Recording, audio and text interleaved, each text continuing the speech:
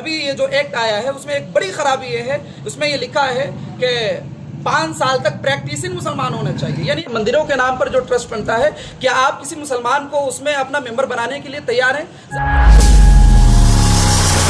मैं इमरान हुसैन जवार, आपकी संपत्ति हो और आपके संपत्ति किसी को दान कर दिए, उस संपत्ति पे कोई तीसरा अपने आप को अपने जमीन अपनाने का प्रयास करे तो आप ये दुख लगेगा। इसी को लेकर फिलहाल वक्फ बिल को लेकर पूरे देश में अलग अलग संगठनों द्वारा इसे विरोध प्रदर्शन किया जा रहा है और कहीं जश्न मनाया जा रहा है। लेकिन लोहरदगा अंजुमन इस्लामिया की तरफ से 17 अप्रैल को कॉन्फ्रेंस के माध्यम से विरोध जताते हुए अंजुमन के लोगों ने अपनी अपनी बात रखी। इस दरमियान मुफ्ती साहब ने बेहतरीन तरीके से सरकार को इस बेहतरीन तरीके से बोली हुई बातों को ध्यानपूर्वक सुनना चाहिए और इस वीडियो को देख रहे लोगों से मैं आग्रह करना चाहूंगा कि इस वीडियो को इतना शेयर करें कि मोदी सरकार तक यह वीडियो पहुंच जाए। वक्फ बिल को लेकर जो लोग वक्फ बिल को लेकर काफी परेशान हैं, वक्फ बिल क्या है, मुफ्ती साहब का बात सुनेंगे तो आपको लगेगा कि वक्फ बिल आखिर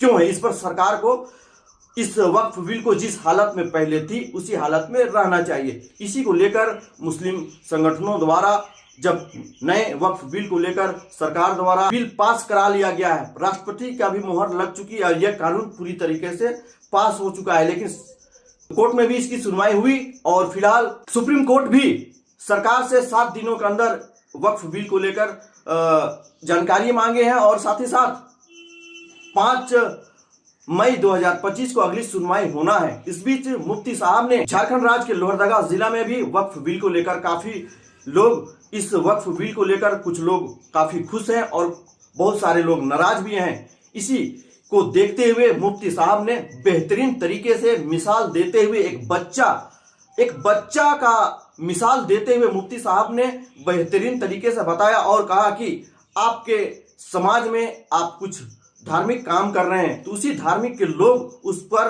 काम करते हैं, उसका मालिक होते हैं। लेकिन वक्फ बिल में यह नया बिल लाने के बाद इस पर मुस्लिम समाज के लोगों के अलावा अन्य समाज के लोगों को भी इसमें शामिल करने की बात जो चर्चा चल रही थी, इसको लेकर मुफ्ती उमर साहब ने बेहतरीन तरीके से बात रखे हैं। चलिए उसे सुनाते हैं। IHQ पब्लिक इंडिया आप पहली बार देख रहे हैं तो इस चैनल को सब्सक्राइब करें और फेसबुक में देख रहे हैं तो फॉलो करें और इस वीडियो को खूब शेयर करें। मैं इमरान हुसैन, चलिए सुनाने का प्रयास करते हैं कि मुफ्ती साहब ने 17 अप्रैल 2025 को कॉन्फ्रेंस के माध्यम से सरकार तक बात पहुंचाने के लिए क्या बोले हैं। आप लोगों ने वक्फ एक्ट 2025 के सिलसिले में अंजुमन इस्लामिया लोहरदगा की तरफ से जो मीटिंग बुलाई गई, आप लोगों ने इसमें अपना कीमती वक्त दिया।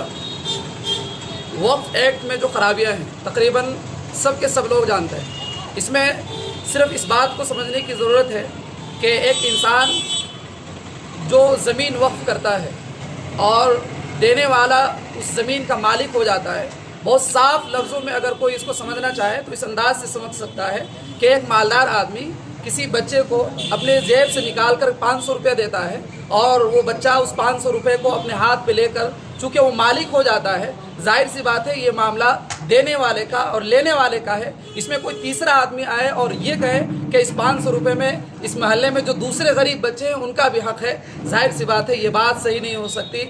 इसी तरीके पर ये जो वक्फ का कानून है जो पहले इस्लाम के अंदर था कि एक आदमी अपनी गाढ़ी कमाई से कोई ज़मीन ख़रीदता है, मेहनतें करता है और उसे हॉस्पिटल के नाम पर, मुसाफिर खानों के नाम पर और धार्मिक स्थलों के नाम पर वो वक्फ करता है। जाहिर सी बात है जिस इदारे के लिए या जिस हॉस्पिटलों के लिए वो ज़मीन वक्फ की गई है वो उसका मालिक हो गया। अब कोई तीसरा आदमी आए और उस पर ये इंटरफियर करे कि इसमें हमारा भी हक है, जाहिर सी बात है ये हमारा जहन दिमाग इसको एक्सेप्ट करने को तैयार नहीं होता। इस तरह की कई खामियां इस वक्फ एक्ट 2025 के अंदर है। आप तमाम लोग चूँकि सोशल मीडिया के ज़रिए से एक्टिव रहने वाले हैं, अभी जो कल सुप्रीम कोर्ट में जो सुनवाई हुई उसमें इस तरह की कई बातों को सामने लाने की कोशिश की गई। यहाँ पर क्या कहते हैं, वक्फ एक्ट बनाने के सिलसिले में जो ये बात कही गई कि 2 गैर मुस्लिम हजरात भी उसमें होंगे ताकि एक सेकुलरिज्म का एक मिसाल पेश किया जाना चाहिए। हम ये पूछना चाहते हैं कि अगर आप मुसलमानों के वक्फ की ज़मीनों में वक्फ के नाम पर जो बोर्ड बनता है उसमें गैर मुस्लिमों को शामिल करना चाहते हैं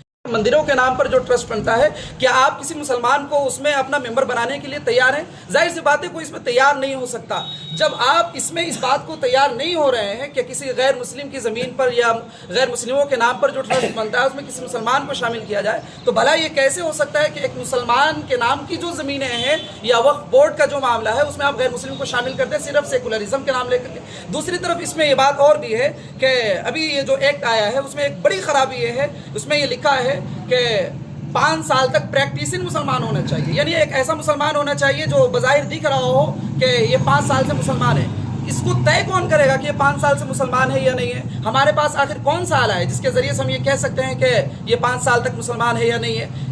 थोड़ी देर के लिए पहले ज़माने में ऐसा होता था कि हमने खुद देखा बहुत सारे मुसलमान ऐसे थे जो मंदिरों के नाम पर चंदा दिया करते थे। हमारे बहुत सारे बरादरान वतन ऐसे थे जो मदरसों के नाम पर कुछ डोनेट किया करते थे। अभी भी जो चंदे वगैरह होते हैं मुसलमान भी रामनबी के मौके भी देते हैं। जाहिर सी बात है ये लेने और देने वाले का मामला होता है। अब इसमें इन्होंने ये कर दिया कि 2 गैर प्रैक्टिसिंग मुसलमान होना चाहिए। 5 सालों तक ये होना चाहिए कि ये पहले से मुसलमान होता चला आ रहा है। ये तो जाहिर सी बात है जो हमारा मौलिक अधिकार है सीधा सीधा उसका ये उल्लंघन करता है। एक आदमी अब मुसलमान है या मुसलमान नहीं भी है, उसको अपनी प्रॉपर्टी किसी को भी दान करने का हक हो सकता है, लेकिन आप उसमें ये शर्त लगा रहे हैं कि 5 साल तक मुसलमान होना चाहिए। और वक्फ बोर्ड में जब किसी को रखने की बारी आ रही है तो आप ये कह रहे हैं कि 2 गैर मुस्लिम भी हो सकता है। जाहिर सी बात है कहीं ना कहीं ये टकराव होता है। इसलिए इस बिल को लेकर के पूरे हिंदुस्तान के अंदर जितने भी मुसलमान हैं, और मुसलमान ही नहीं बल्कि जितने भी अमन पसंद लोग हैं, तमाम के तमाम लोगों के जहन और दिमाग में एक उलझन सी है। और अगर ये बिल अब तो ये एक्ट बन चुका है, क्या कहते हैं, अगर इसको इम्प्लीमेंट कर दिया गया, बल्कि राष्ट्रपति के मोहर से इम्प्लीमेंट कर दिया गया है, तो हमको लगता है कि कहीं ना कहीं मुल्क में खलफशार पैदा होगा।